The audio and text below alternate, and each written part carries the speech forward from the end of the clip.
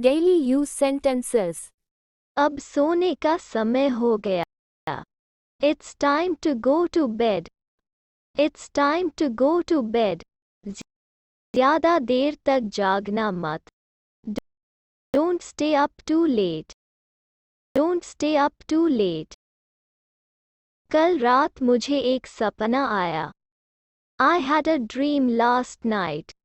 कल रात मैंने एक बुरा सपना देखा. I had a nightmare last night. मैं सारी रात सो नहीं सकता. I couldn't sleep all night. क्या आपको अच्छी नींद आई? Did you sleep well? हाँ मैं ठीक ही सोया. Yes, I slept well. तुम्हें कैसी नींद आई? How was your sleep? नहीं मैं ठीक से नहीं सोया. No, I didn't sleep well.